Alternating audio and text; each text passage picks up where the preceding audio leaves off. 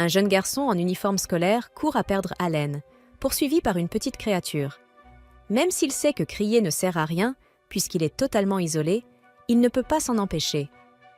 Il ignore complètement ce qui le traque. C'est alors qu'une voix féminine, au ton presque enfantin mais étrangement détaché, lui révèle enfin la vérité. Il est poursuivi par un simple lapin cornu de niveau 1. Comme une téléopératrice fatiguée, la voix lui demande ensuite s'il a besoin d'autre chose. Le garçon, paniqué, supplie juste de ne pas être laissé seul. Mais dans sa fuite, il glisse et tombe. Le lapin en profite immédiatement pour attaquer et transpercer son sac avec sa corne. Par chance, le garçon chute directement sur la tête de la créature. Et ce qui se passe ensuite est si brutal que la scène semble presque censurée. Pendant ce temps, une elfe marchant dans la forêt entend une voix masculine lui conseiller d'aller vers l'est, car quelque chose de précieux va y tomber. Intriguée, elle s'arrête pour réfléchir. Mais sa concentration est brisée lorsque les boutons de son chemisier cèdent sous la pression, révélant toute la puissance de sa poitrine. De retour au garçon. En une fraction de seconde, il est passé de proie à survivant. Soulagé d'être encore en vie, il regarde autour de lui, sans comprendre où il se trouve. Son téléphone ne capte aucun réseau. Quant à la voix qu'il a entendue, peut-être une hallucination due à la faim, car il a terriblement faim. Son regard se pose alors sur le cadavre du lapin. Il se demande d'abord si la viande est comestible, mais il n'a aucun moyen d'allumer un feu. La voix intervient de nouveau, confirmant que l'animal peut être mangé, et qu'il serait préférable de le cuire. Ne sachant que faire, il décide d'emporter le corps avec lui, au cas où. Après avoir rangé le lapin dans son sac, il en profite pour poser une question à cette mystérieuse voix. Où est-il exactement? Mais la réponse est étrange. La voix lui explique simplement que son sac est un objet porté sur le dos, fabriqué à partir de matériaux inexistants dans ce monde. Le garçon est alors fasciné. Il réalise qu'il a en lui quelque chose qui répond précisément à toutes ces questions. Excité, il commence à poser des questions absurdes, comme ce que sont le ciel ou la terre. Et lorsqu'il demande ce qu'est le sol sous ses pieds, la réponse tombe. Le dévoreur de labyrinthe, niveau 273. Une réponse totalement incompréhensible pour lui. Mais, fidèle à son âge, cela ne l'inquiète pas vraiment. Au lieu de cela, il fait une nouvelle demande. On lui annonce que son nom est Maneb Hibiki, un évaluateur provisoire de niveau âgé de 16 ans. Jusqu'à présent, Hibiki pensait n'être qu'un simple lycéen, et maintenant il doit comprendre pourquoi il est devenu un évaluateur provisoire. Comme la voix mystérieuse ne répond pas à cette question, il demande au moins qui elle est. On lui répond qu'elle est le support de statut, bien qu'elle ne puisse pas répondre aux questions concernant ses propres informations. Toujours confus, le garçon consulte son statut et découvre un certain nombre de compétences étranges, telles que l'évaluation, le coffre au trésor, la carte du monde, la traduction et le tutoriel. N'ayant rien d'autre à faire, il teste la compétence qui lui semble la plus impressionnante, les yeux du sage, prenant une pose typique de protagoniste d'anime et criant pour activer ce pouvoir supposément magnifique. Cependant, lorsqu'il réalise ce qui s'est passé, il comprend qu'il s'est simplement ridiculisé, car rien ne s'est produit. Se sentant gêné, il essaie ensuite le tutoriel, mais on l'informe que cette compétence est déjà en cours d'utilisation. Ne comprenant toujours rien, il tente la carte du monde et se retrouve déçu de constater qu'il ne s'agit que d'une simple carte avec très peu d'informations, comme une ligne tracée montrant le chemin qu'il a parcouru dans la zone qui, d'ailleurs, consiste principalement en des mouvements circulaires, indiquant qu'il n'est pas très doué pour s'orienter. Quoi qu'il en soit, avec ce qu'il a, le garçon continue son voyage vers n'importe où, jusqu'à ce qu'il trouve une route qui pourrait être sa sortie de ce vaste champ vide. Après un autre faux pas, il tombe face contre terre sur les pierres de la route et se plaint de leur température. À ce moment-là, il reçoit le titre « Rejeté d'un autre monde ». Comprenant de moins en moins ce qui se passe, Hibiki est soudain confronté à un monstre ressemblant à un chien, mesurant près de 3 mètres. La créature a l'air féroce et prête à le dévorer, mais elle est surprise par le cri de Hibiki et reçoit immédiatement une attaque magique à la tête. Hibiki regarde en direction d'où provenait cette attaque et voit qu'il s'agissait d'une flèche tirée par une elfe, heureux d'avoir trouvé une autre personne. Il entend la voix activer la compétence de traduction afin qu'il puisse communiquer, soulagé que le garçon soit indemne. Elle se présente sous le nom d'Emilia et lui demande comment il est arrivé là. Cependant, Hibiki ne se concentre que sur ses oreilles pointues, les fixant jusqu'à conclure avec joie qu'elle doit simplement faire du cosplay d'elfe. Ne le comprenant pas du tout, la femme lui demande ce qu'il faisait dans la prairie du dévoreur de labyrinthe. Comme prévu, il répond qu'il n'en a absolument aucune idée, rendant la conversation de plus en plus confuse. Au milieu de celle-ci, Hibiki consulte son statut et découvre qu'elle s'appelle Emilia Steinbart, une archère spirituelle de niveau 3, âgée de 56 ans, dont la compétence spéciale est l'ouïe spirituelle. Par ailleurs, il est choqué lorsqu'il voit son âge, car elle n'avait pas l'air âgée à première vue. Emilia explique que le dévoreur de labyrinthe est un monstre qui se camoufle dans le champ et n'attaque pas directement ses cibles. Il ne le fait que lorsqu'elles sont épuisées après s'être perdues dans cet endroit. Fière qu'une personne si jeune ait survécu à une possible tragédie, la femme aux oreilles pointues lui offre une étreinte réconfortante pour lui montrer son inquiétude. Cependant, lorsque Hibiki dit qu'il a en réalité 16 ans, l'elfe le secoue d'incrédulité, incapable d'accepter qu'un humain de sa taille soit déjà considéré comme adulte. Cette nuit-là, tandis qu'ils installent tous les deux un pot sur le feu pour préparer la viande de lapin cornu, Hibiki apprend que dans ce monde, les jeunes de 15 ans sont vus comme des adultes. Il décide de laisser cette question de côté pour se concentrer sur le dîner. Peu après, affamé, le garçon dévore la nourriture en un clin d'œil et reçoit une tasse de thé. Profitant de l'occasion pour demander où diable il se trouve, l'elfe lui crache la boisson droit au visage et, après s'être remis de son choc, répond qu'ils sont dans le royaume de Aberastia. Confus, Hibiki explique qu'il n'a aucune idée d'où cela se trouve, puisqu'il vient du Japon, et bien sûr, l'elfe n'a aucune idée de ce que cela signifie non plus. Quoi qu'il en soit, supposant que le jeune homme doit être anxieux après être arrivé d'un endroit aussi lointain et inconnu, Emilia promet de l'emmener à la ville pour lui montrer un peu plus comment fonctionne ce monde. Au moment de dormir, elle active une compétence appelée alarme aérienne pour les protéger pendant la nuit. D'ailleurs, elle trouve très étrange qu'ils viennent juste de se rencontrer et que le garçon ait déjà baissé totalement sa garde, endormi profondément sans aucune gêne. Observant ses vêtements, l'elfe suppose qu'il vient vraiment d'un autre monde et qu'il pourrait être la personne importante dont l'esprit lui a parlé lorsqu'il lui a dit de se diriger vers l'est. Cela dit, l'esprit remercie Emilia d'avoir protégé le garçon. Dans la scène suivante, assis à une table avec deux autres adolescents, Hibiki est réveillé par une femme qui lui demande de se concentrer sur la spécialité d'Amin. Elle s'était préparée à le réveiller. Après avoir pris une gorgée, Hibiki loue la richesse de la saveur et de l'arôme. Un commentaire qui surprend Amin à cause de son ton très mature. En réponse, il explique qu'il est déjà un adulte, même s'il mesure environ 3 pieds et 11 pouces. Une amie nommée Kayoko le rassure en lui disant qu'il est encore en train de grandir, et Amin ajoute qu'elle est dans la même phase. Hibiki jette un regard vers la poitrine de la fille et approuve silencieusement, tandis qu'un autre ami à table, nommé Teki, approuve son comportement, en affirmant qu'il a toujours eu de bonnes affinités avec les femmes plus âgées. Par exemple, la fille de la boulangerie qui lui donne toujours un petit extra, ou la vendeuse de la petite boutique qui sourit toujours, ou même la femme mariée de la boutique de bentos. Hibiki pense que tout cela n'est que l'imagination de son ami, mais ce dont il est certain, c'est que les vacances d'été vont bientôt commencer, et qu'il avait hâte de se trouver une femme plus âgée pour acquérir de nouvelles expériences. À ce moment-là, Hibiki se rappelle que les vacances d'été approchaient bel et bien, et que, le dernier jour d'école, il avait essayé d'entrer dans la salle de classe. Quand il a ouvert la porte, il a soudainement vu une lumière vive. Après cela, il est simplement arrivé dans ce nouveau monde où il a été accueilli par quelqu'un dont il ne se souvient plus, se réveillant du rêve au milieu de la nuit. Hibiki regrette ses amis et se demande s'ils s'inquiètent pour lui, mais il est interrompu lorsqu'un des boutons de la chemise d'Emilia le frappe au visage, sans y prêter beaucoup d'attention. Il demande à la voix ce que signifie la lueur verte autour de leur camp. On lui dit qu'il s'agit d'un sort de barrière qui surveille une zone prédéterminée et déclenche une alarme s'il détecte un intrus. En voyant le sort de ses propres yeux, Hibiki conclut qu'il est vraiment dans un autre monde, mais admet qu'il aimerait savoir comment retourner dans le sien. Pour mieux se comprendre, il vérifie ce que sa classe signifie. La voix explique qu'il s'agit d'une classe de rareté de rang B, capable d'identifier les capacités et les caractéristiques. Cependant, sa classe ne possède pas de capacité de combat, même si Hibiki en comprend partiellement le concept. Il ne sait toujours pas pourquoi sa classe est étiquetée provisoire.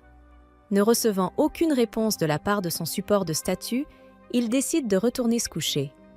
Le matin venu, Emalia rassemble ses pensées et se rappelle qu'hier, elle a passé la nuit à aider ce petit garçon dormant à côté d'elle, ou plutôt cet adulte, puisqu'il prétend avoir 16 ans. Elle réalise alors qu'elle a passé la nuit à côté d'un homme adulte, ce qui la trouble un peu, n'ayant jamais été dans un groupe et ne sachant pas comment ces choses se passent normalement. Elle tente de se convaincre que cela est tout à fait normal. Puis, en remarquant que son bouton s'est détaché, l'elfe pousse un cri et réveille Hibiki.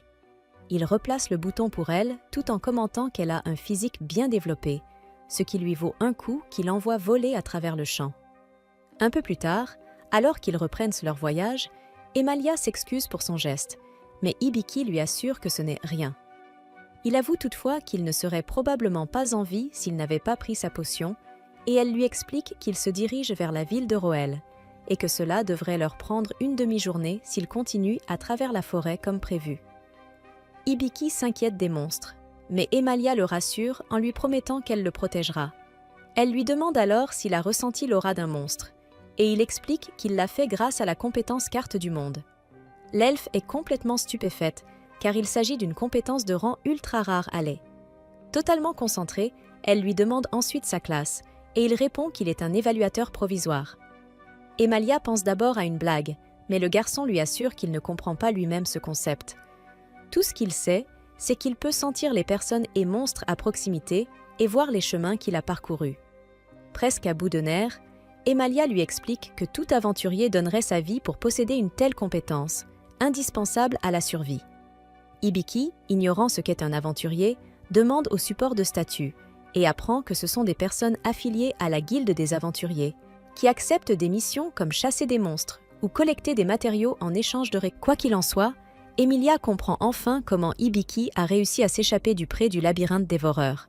Mais elle ne parvient pas à comprendre comment ce gamin n'a pas encore réalisé, jusqu'à présent, les pouvoirs qu'il possède, ces mêmes pouvoirs qui expliquent pourquoi il est encore en vie aujourd'hui. À partir de là, elle en tire la conclusion suivante. Hibiki ne peut être qu'un garçon ignorant et naïf, et elle précise qu'elle le dit avec tout le respect qu'elle lui doit. Touchée par ces remarques à peine voilées, Hibiki se dit qu'elle n'a probablement pas beaucoup d'amis, un constat qui le frappe plus qu'il ne s'y attendait. Même ainsi, il lui assure que les deux sont amis. Ces mots semblent déclencher quelque chose chez l'elfe, comme si personne ne l'avait jamais appelé ami auparavant. Laissant cela de côté, le garçon consulte sa carte et remarque qu'ils sont près d'un lapin à cornes de cristal. La simple mention de cette créature plonge l'elfe dans une panique encore plus grande qu'avant. Après tout, cet animal est extrêmement rare, pouvant servir à créer une panacée ou se vendre 200 pièces d'or. Sans perdre une seconde, l'archère entraîne l'évaluateur vers le monstre. Après l'avoir évalué, Hibiki apprend que ces lapins possèdent une compétence appelée évasion, ainsi qu'une autre appelée détection des alentours. Autrement dit, s'approcher de la créature ne sera pas simple. Pourtant, Emilia montre qu'elle est prête en activant ses techniques coupure du son et coupure de l'odeur. Hibiki complimente son intelligence, mais elle réplique immédiatement qu'il est celui d'exception et que toute équipe d'aventuriers voudrait un membre comme lui. Honnêtement, il ne comprend pas comment une classe non conçue pour le combat pourrait être aussi recherchée. L'elfe lui explique que ces classes sont essentielles en arrière-garde, gérant le champ de bataille et prévenant le danger avant qu'il n'arrive. En vérité, Emilia est impatiente d'inviter l'évaluateur à rejoindre son groupe. Cependant, elle a peur de paraître solitaire ou trop pressée, alors elle décide de l'impressionner pendant cette chasse, espérant qu'il sera celui à proposer de former un duo. Décidée, l'aventurière tire sa corde d'arc. Hibiki demande où se trouvent ses flèches.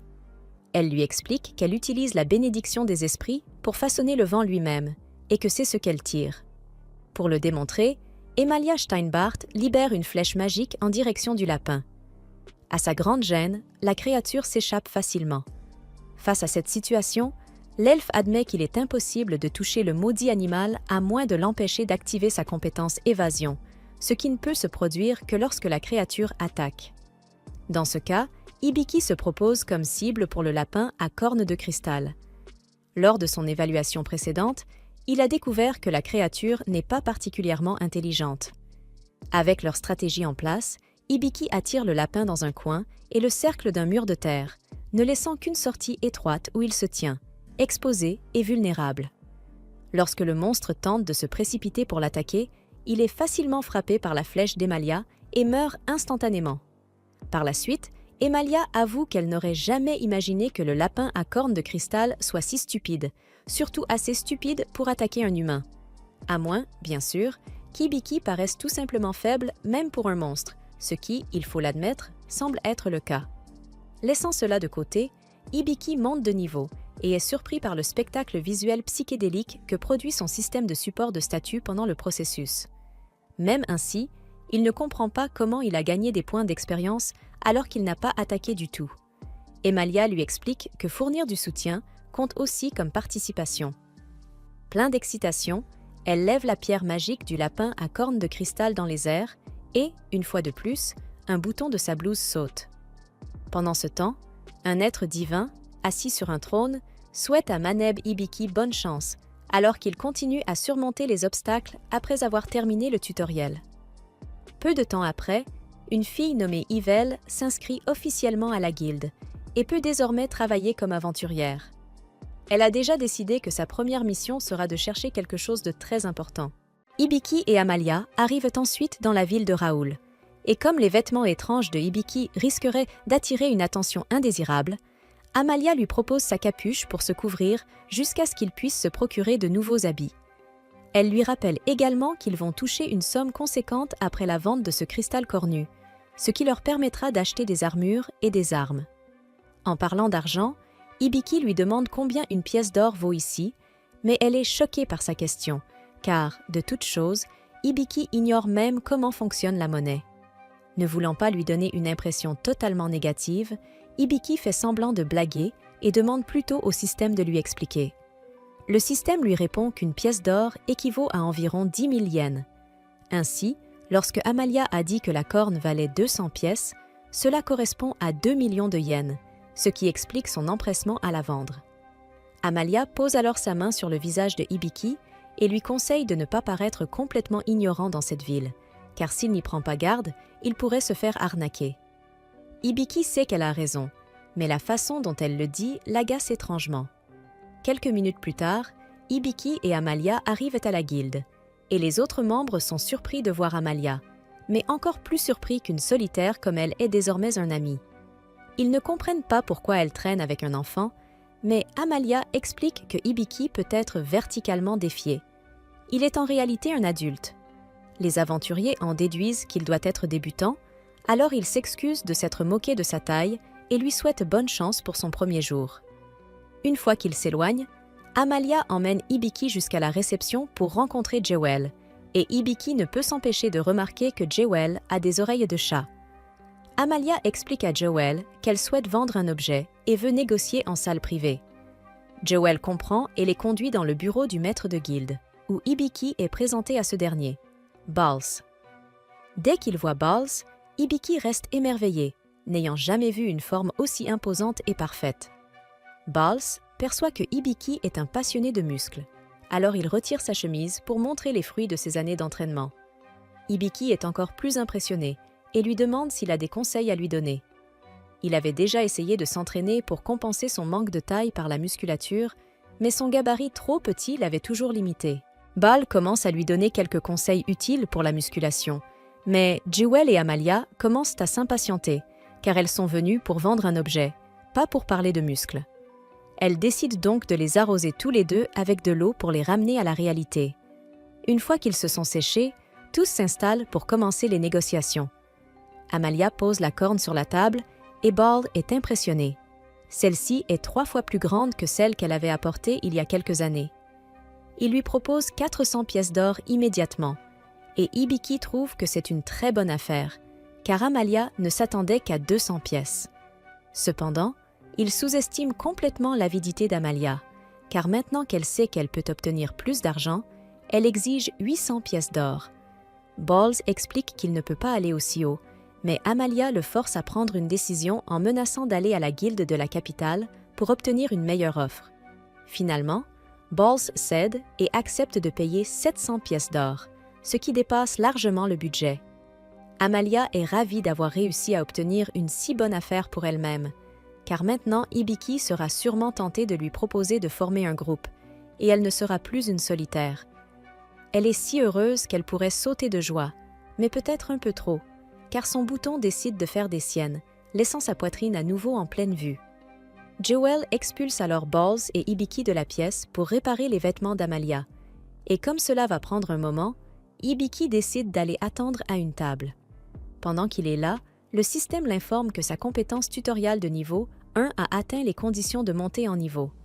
C'est une bonne nouvelle, mais Hibiki n'est pas exactement sûr de ce que cela signifie, alors il demande des explications. Le système lui explique que le tutorial est une compétence qui accorde une sorte d'armure de plot à ceux qui ont un taux de survie extrêmement faible, et qu'il a été conçu spécialement par Dieu pour s'assurer que Hibiki ne meurt pas dès le spawn. Hibiki a du mal à croire qu'il ait réellement reçu sa compétence de Dieu, mais à ce moment-là, il entend une autre voix dans sa tête, celle du Dieu qui veille sur lui. Il réalise qu'il n'aurait pas pu arriver aussi loin sans l'aide divine, et il en est profondément reconnaissant. Cependant, le Dieu lui explique qu'il doit continuer à faire de son mieux pour rester en vie, car son armure de plot ne durera pas éternellement. Quelques instants plus tard, Amalia revient après avoir réparé sa chemise, mais elle reçoit une lettre de mission concernant sa ville natale, qu'elle ne peut refuser. Elle explique à Hibiki qu'elle ne pourra pas l'emmener avec elle, et s'excuse de devoir quitter la ville pour un moment. Pendant ce temps, dans une caverne sombre, une aventurière cherche quelque chose sans succès, incapable de trouver le moindre indice sur sa localisation. De retour en ville, Amalia demande à Hibiki s'il va vraiment s'en sortir seul, mais il lui assure qu'il peut gérer la situation. Il remercie Amalia pour son aide jusqu'à présent, mais il ne veut plus être un fardeau, il doit donc apprendre à se débrouiller par lui-même. Hibiki prévoit de devenir aventurier, car il a vu quelques quêtes à la guilde qu'un non-combattant comme lui pourrait accomplir. Amalia est ravie de constater que Hibiki a déjà un plan en tête, et pour lui faciliter un peu la tâche, elle lui propose de rester dans la chambre qu'elle loue pour le moment. Elle lui remet une carte et lui explique qu'à son arrivée, il doit demander une dame nommée Tanya, qui s'occupera de lui. Elle promet de le revoir à son retour, mais au moment de partir, Hibiki se rappelle qu'il doit lui rendre son poncho. Amalia lui dit qu'il peut le garder, mais Hibiki pense qu'elle en a bien plus besoin que lui, puisque ses boutons continuent de sauter tout le temps. En repensant à tout ça, Amalia s'enfuit, gênée, incapable de croire que Hibiki a déjà vu sa poitrine 3 fois. Cependant, elle ne fait pas attention à où elle va et finit par heurter l'aventurière qu'on a vue plus tôt. Elle parvient à se retenir avant de tomber et s'excuse immédiatement en demandant si la fille va bien, mais celle-ci ne détourne pas le regard. Un gardien arrive après avoir entendu tout ce vacarme et demande à Amalia pourquoi elle est si pressée. Amalia explique qu'elle se rend en mission dans sa ville natale. Dès que l'aventurière entend cela, elle devient intéressée et demande si Amalia parle du village elfique. Après qu'Amalia a confirmé, la fille affiche un sourire malin. Elle mentionne alors qu'elle se dirige également vers Fernote, donc elle et Amalia devraient pouvoir voyager ensemble. Une fois qu'Amalia est partie, Hibiki passe presque tout son temps à dormir à l'intérieur, et la batterie de son téléphone est complètement vide, donc il n'a rien à faire. Il n'a pas vraiment à s'inquiéter pour l'argent après la vente de la corne, mais il n'a toujours pas trouvé de moyen de retourner chez lui, et le dieu ne lui a plus parlé depuis. Il essaie de demander à Joel si elle sait quelque chose sur un autre monde, mais apparemment, ici cela signifie quelque chose de très différent, car elle devient toute timide et le pointe vers un centre NSFW, ce qui n'est pas ce qu'il cherchait. Hibiki ne veut vraiment pas que les gens se méfient de lui, donc il a évité les interactions ces derniers temps, mais il sait qu'il ne peut pas continuer ainsi éternellement. À ce moment-là, Tanya frappe à la porte d'Hibiki. Elle est venue parce que Hibiki n'est pas descendu pour le petit déjeuner, ou le déjeuner plus tôt dans la journée, et elle commençait à s'inquiéter. Il la rassure en disant qu'il va parfaitement bien, et Tanya est contente de l'entendre. Elle lui rappelle que le dîner sera prêt bientôt et qu'il devrait descendre quand il sera prêt à manger. Hibiki la remercie, et après son départ, il se rend compte qu'il va devoir commencer à gagner de l'argent, car l'argent de la corne ne durera pas éternellement. Il demande alors au système de montrer ses statistiques pour savoir dans quoi il pourrait être bon, et le système fait comme demandé. Hibiki ne sait pas vraiment si ses statistiques sont bonnes ou non, alors il demande l'avis du système. Le système lui explique qu'avec ses statistiques actuelles, il est pratiquement de la chair à canon, donc il ne devrait même pas envisager le combat en solo pour l'instant. Hibiki s'y attendait un peu, alors il décide de regarder ses compétences pour voir s'il y a quelque chose d'utile. Il découvre qu'il possède une compétence appelée Ladies Magnet, mais il ne sait pas ce qu'elle fait. Il a aussi 2 autres compétences, Contract et Médecine. Il demande au système ce que fait Médecine, car cela semble utile, et le système lui explique que c'est une compétence qui lui permet d'acquérir des connaissances médicales détaillées en téléchargeant 7 années d'études de médecine directement dans sa tête. Cela semble vraiment génial. Alors Hibiki dit qu'il veut l'essayer, mais le système le prévient qu'il ne pourra pas arrêter le processus une fois commencé, et que les livres de médecine sont assez volumineux, donc cela prendra un certain temps. Hibiki est un peu hésitant après avoir entendu cela, mais il décide malgré tout de continuer, et pour une fois, le système semble vraiment déçu par sa décision. Peu après, le livre médical apparaît devant Hibiki, et le transfert d'informations commence, mais cela fait beaucoup plus mal qu'il ne l'avait imaginé. Quelques jours plus tard, le transfert de connaissances est enfin terminé, et Hibiki se sent absolument épuisé, car il n'a ni mangé ni dormi depuis si longtemps. Il décide de sortir pour faire quelques courses et se changer les idées. Après avoir pris un repas, il s'achète un ensemble d'armures et du matériel d'aventure général. Il remarque également que l'acquisition de compétences est beaucoup plus difficile qu'il ne l'avait pensé. Le système lui explique que toutes les compétences ne nécessitent pas la méthode de téléchargement via livre, donc il n'a pas à s'inquiéter pour ça. Hibiki remarque aussi que le système semble beaucoup plus bavard depuis que son tutoriel a monté de niveau, et puisqu'elle est réellement prête à tenir une conversation avec lui, il décide de lui donner un vrai nom, disant qu'il l'appellera Sapo. Sapo semble plutôt contente de cela. Hibiki retourne à la guilde pour voir s'il y a des quêtes pour lui, mais à ce moment-là, le groupe d'aventuriers qu'il avait rencontré à son arrivée arrive en trombe, car l'un d'eux a été gravement blessé au combat. Le garçon a perdu un bras et une jambe, et il saigne encore abondamment. Si rien n'est fait, il va mourir très vite. Balls aurait pu le sauver, mais malheureusement, Jewel dit qu'il n'est pas en ville pour l'instant, et ils ont essayé toutes les autres magies de soins qu'ils connaissaient, mais rien n'a fonctionné. Hibiki voit dans quel état critique se trouve le blessé, et veut aider, alors il décide d'essayer ses nouvelles compétences médicales pour voir si cela fonctionne. Il s'approche et demande au groupe s'ils accepteraient qu'il examine leur ami. Le groupe est tellement désespéré qu'il n'a guère le choix, et laisse Hibiki examiner le blessé. Après avoir utilisé une compétence d'examen, le système informe Hibiki que l'homme est actuellement sous l'effet d'un poison de cerf, ce qui explique pourquoi son saignement ne s'arrête pas. Il ne lui reste qu'environ 5 minutes avant de mourir, donc le seul moyen de le sauver serait d'utiliser les sorts Soins parfaits et Guérison parfaite. Cependant, utiliser ces sorts coûterait plus de 600 MP, et Hibiki n'a actuellement que 56. Les autres remarquent l'expression inquiète sur le visage d'Hibiki et lui demandent si quelque chose ne va pas. Il leur explique qu'il sait comment soigner leur ami, mais qu'il ne peut rien faire pour l'aider car il n'a pas assez de mana. Il demande si quelqu'un d'autre peut utiliser Soins parfaits ou Guérison parfaite, mais aucun d'eux ne possède de compétences de ce type, donc les options sont limitées. À ce moment-là, le système informe Hibiki qu'il peut utiliser sa compétence de contrat pour former un contrat de transfert de MP afin de compenser le déficit et qu'il lui suffit d'obtenir le consentement verbal de toutes les personnes impliquées. Dès qu'il entend cela, il dit à tout le monde qu'ils doivent accepter de transférer leur MP vers lui, et puisque c'est pour sauver leur ami, tous acceptent sans hésitation.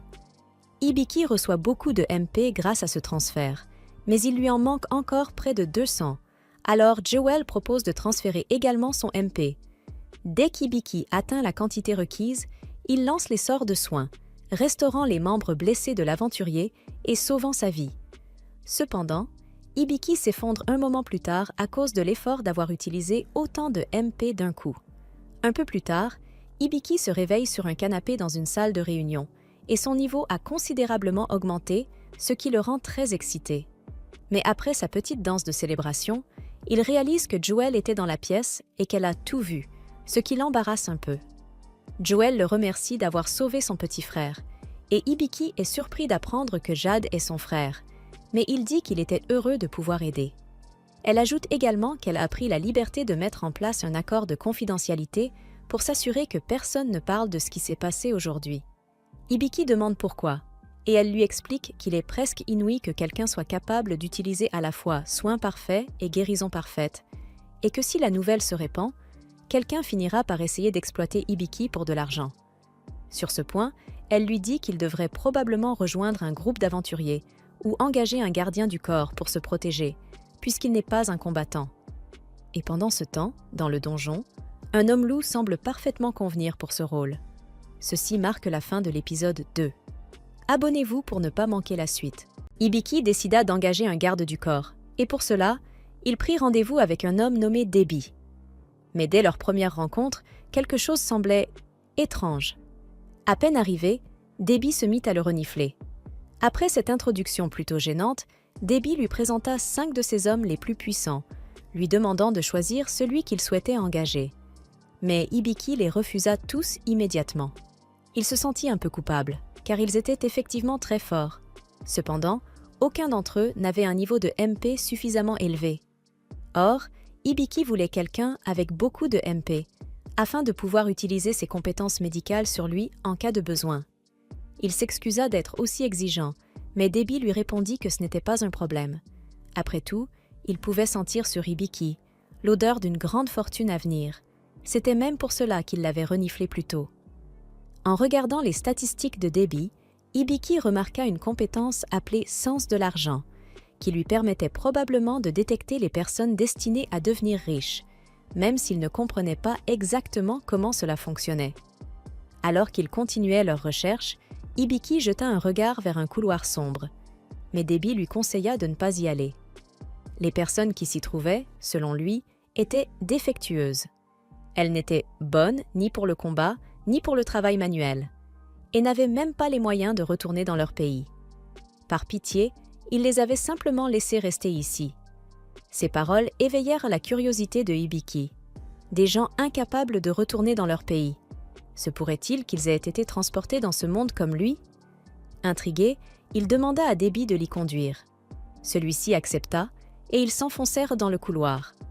Finalement, ils arrivèrent devant une cellule où se trouvaient un homme-loup et une petite fille. Debi comprit immédiatement ce que pensait Hibiki, et précisa rapidement. Ce n'est pas une situation d'esclavage. Ils avaient auparavant des chambres normales, mais quelques jours plus tôt, l'homme-loup avait attaqué un autre client en voulant protéger la petite fille. Ce n'était qu'un malentendu. Mais depuis, il devenait agressif dès que quelqu'un s'approchait. Pour la sécurité des autres, ils avaient été contraints de l'enfermer. À cet instant, l'homme-loup hurla à Hibiki de déguerpir. Hibiki comprenait parfaitement pourquoi les autres clients avaient peur de lui. Mais en examinant ses statistiques, quelque chose attira son attention. Le système indiquait que certaines de ces données étaient cachées. Il activa alors Expert Eye pour percer cette dissimulation.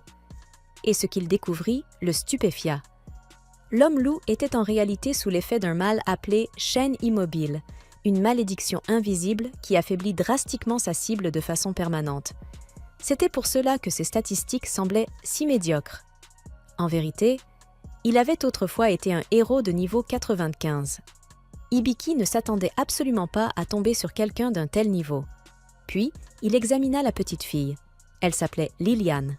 Mais plus important encore, elle était une sage. Cependant, elle souffrait d'un autre problème, un état appelé magie hors de contrôle. Elle possédait une quantité immense de mana, mais incapable de la maîtriser, elle risquait un jour de s'autodétruire. Claude et Liliane avaient tous les deux largement assez de puissance magique pour ce dont Hibiki avait besoin. Mais engager un ancien héros et une sage comme garde du corps restait une décision lourde de conséquences. Sapo lui suggéra alors d'utiliser la compétence Relief Measure, capable de lever certains états anormaux selon son niveau de maîtrise. Si cela pouvait aider Claude, alors cela valait la peine d'essayer. Hibiki annonça donc à Debi qu'il souhaitait engager Claude et Liliane. Puis, il les emmena dans la forêt. L'état de Claude était critique. Il lui manquait 2 bras et une jambe. Malgré cela, il restait farouchement protecteur envers Liliane, convaincu que Hibiki avait de mauvaises intentions maintenant qu'ils étaient seuls. Hibiki admit qu'il comptait effectivement faire beaucoup de choses, mais le rassura immédiatement. Il n'avait rien à craindre. Il expliqua d'abord vouloir soigner ses blessures. Cependant, pour cela, il aurait besoin d'une énorme quantité de mana. Il demanda donc à Liliane de l'aider. Claude, méfiant, pensa qu'il s'agissait d'un piège et avertit Liliane de ne pas lui faire confiance. Mais Liliane, reconnaissante envers Claude pour l'avoir toujours protégée, était prête à tout pour l'aider. Elle accepta. Un contrat de partage de mana fut alors établi.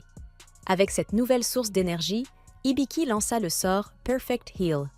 En un instant, les membres de Claude furent entièrement restaurés. Claude resta sans voix. Jamais il n'aurait imaginé rencontrer quelqu'un capable d'une telle magie, même s'il devait admettre qu'il ne se sentait pas encore aussi fort qu'à l'époque de son apogée. Hibiki s'y attendait déjà. Selon lui, la raison était évidente, la malédiction. Et justement, il comptait s'en occuper ensuite. Claude fut choqué d'apprendre qu'Hibiki connaissait son état. Après tout, cette malédiction était censée être invisible, même pour les meilleurs experts. Mais Hibiki lui expliqua calmement qu'il possédait la compétence Expert Eyes, qui lui permettait de voir ce que les autres ne pouvaient pas. C'était ainsi qu'il savait que Claude avait été un héros, et que Liliane deviendrait un jour une grande sage. Mais pour l'instant, l'important était ailleurs. Il était temps de briser cette malédiction. Hibiki lança alors le sort relief. Soudain, la chaîne invisible qui entravait Claude se matérialisa, tandis qu'une paire de ciseaux apparut dans les airs. D'un geste rapide, les lames coupèrent l'un des liens. Hibiki soupira, légèrement déçu. Juste une chaîne. Avec une compétence encore au niveau 1, c'était le maximum qu'il pouvait faire. Malgré cela, Claude sentit immédiatement une partie de sa puissance revenir. C'était comme si son corps respirait à nouveau. Profondément reconnaissant, il s'agenouilla et proposa de prêter allégeance à Hibiki. Celui-ci accepta sans hésiter. Mais à ce moment-là, Sapo intervint. Il suggéra d'utiliser la compétence contract pour formaliser ce serment. Grâce à cette capacité, toutes les promesses devenaient absolues. Si Claude prêtait allégeance via un contrat, il ne pourrait jamais le trahir. Hibiki trouva cela logique, surtout que l'idée venait de Claude lui-même. Ainsi, le serment fut prononcé. Et au moment où le contrat se forma, une marque apparut sur les mains d'Hibiki et de Claude, symbole de leur pacte. Une fois cela fait, Hibiki s'assit avec Claude et Liliane pour leur expliquer ses capacités. Il leur révéla qu'il pouvait utiliser des sorts médicaux de très haut niveau. Le problème, cependant, était simple. Il n'avait pas assez de MP pour les lancer seuls. C'est pourquoi il avait besoin de partager leur mana afin d'utiliser pleinement ses pouvoirs. Il leur demanda alors s'ils accepteraient de former un contrat permanent de partage de MP avec lui. Sans hésiter un instant, Claude et Liliane acceptèrent. Le contrat fut scellé. À cet instant, Sapo annonça que la compétence technique d'Hibiki, Grimoire, venait de monter de niveau. Hibiki allait de... Claude prit alors la parole, un peu hésitant. Il avoua qu'il avait une question en tête depuis un moment. Parfois, il voyait Hibiki fixer le vide, tout en parlant tout seul. Franchement, c'était inquiétant. Il se demandait sérieusement si quelque chose n'allait pas. Hibiki le rassura aussitôt. « Ne t'inquiète pas, ce n'est rien de grave. » Il expliqua simplement qu'il entendait une voix dans sa tête, une voix qui lui donnait parfois des informations utiles. En disant cela, il s'attendait à passer pour un fou, mais à sa grande surprise, Claude ne sembla pas choqué du tout. Au contraire, il reconnut immédiatement ce phénomène. C'est la compétence tutoriale, n'est-ce pas? Et si Hibiki possédait cette compétence? Alors cela ne pouvait signifier qu'une chose. Il venait d'un autre monde. Hibiki resta bouche bée. Claude connaissait donc les transmigrés? Mais même Claude n'en savait pas beaucoup. Il en avait simplement entendu parler. De son côté, Liliane était complètement perdue. Elle n'avait jamais entendu parler d'un autre monde. Curieuse, elle demanda des explications. Claude simplifia. « Ça veut juste dire qu'Hibiki vient d'un endroit très lointain. » Hibiki, un peu hésitant, leur demanda alors. « Ça ne vous dérange pas? Que je sois d'un autre monde ?» Claude secoua la tête. Cela ne le dérangeait absolument pas. Au contraire, n'importe qui serait heureux de s'allier à quelqu'un comme Hibiki, car la compétence tutoriale était un pouvoir extrêmement rare, directement accordé par un dieu. Hibiki fut choqué d'apprendre que cette capacité était aussi exceptionnelle. Intrigué, il décida même de poser directement la question à Dieu. Celui-ci répondit tranquillement que ce n'était pas si impressionnant, mais ajouta quand même que cette compétence consommait actuellement environ un tiers de sa propre puissance. Donc bon. Peut-être que c'était un peu abusé. Après avoir discuté avec Claude, celui-ci en arriva à une conclusion importante. Le dieu avec lequel Hibiki communiquait devait être le dieu suprême.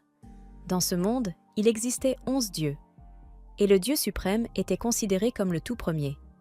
Des capacités comme Tutorial ou Expert Eyes ne pouvaient être accordées que par lui.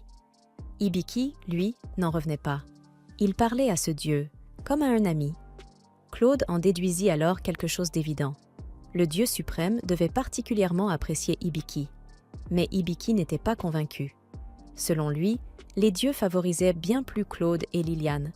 Après tout, être un héros ou une sage, c'était déjà incroyable. Même s'ils devaient admettre une chose, ils avaient peut-être un peu exagéré avec Liliane. Lui donner une capacité comme Raging Sanctuary. C'était beaucoup trop lourd à porter pour une enfant. Liliane demanda alors de quoi parle Hibiki, car elle n'avait jamais entendu parler de cette compétence. Hibiki lui explique calmement qu'il s'agit d'un pouvoir qui lui confère une quantité gigantesque de magie, à tel point que son corps n'est pas capable de la contrôler. En entendant cela, Liliane est profondément bouleversée. Cette magie incontrôlable, c'est exactement ce qui l'a fait rejeter par sa famille et l'a forcée à vivre seule. Claude intervient alors, expliquant que ce genre de compétence relève normalement du dieu de la magie. Hibiki s'interroge donc. Pourquoi le dieu suprême lui a-t-il attribué un tel pouvoir? Au même moment, le dieu suprême admet, d'un ton gêné, qu'il a peut-être fait une erreur en donnant cette compétence à Liliane. Lorsque la déesse de la magie l'apprend, elle explose de colère. Après avoir réglé ses comptes avec le dieu suprême, la déesse de la magie se présente à Hibiki et s'excuse pour tout le désordre. Cependant, elle explique qu'une compétence déjà attribuée ne peut pas être retirée. Liliane devra donc conserver Raging Sanctuary. Heureusement, Hibiki possède également une compétence liée à la magie, appelée grimoire. Et comme il est relié à Liliane par contrat, il peut désormais réguler son flux de mana en ajustant la sortie. La déesse de la magie propose ensuite à Hibiki de tester une autre fonctionnalité. Il active donc la compétence. Et une petite créature apparaît, un chat nommé Ven. Ven explique qu'elle a été envoyée par la déesse de la magie pour lui enseigner le fonctionnement des sorts. Mais avant même qu'elle puisse finir sa phrase, Liliane la prend dans ses bras et commence à la caresser, totalement attendrie par sa mignonnerie. Hibiki se joint naturellement à elle. Claude, lui, observe la scène avec une frustration évidente. Il se sent complètement mis de côté. Une fois les caresses terminées, Hibiki demande à Ven comment utiliser la magie. Elle répond qu'elle est elle-même le grimoire et qu'elle se chargera directement de lancer les sorts à sa place. Hibiki la remercie et la caresse encore une fois sur la tête. Ce geste fait perdre patience à Claude. Non seulement Hibiki ne l'a jamais caressé lui, mais un chat apparu il y a 10 secondes reçoit déjà toute son attention. C'est une injustice totale. Il se retient néanmoins, reprend son calme et s'excuse pour son éclat.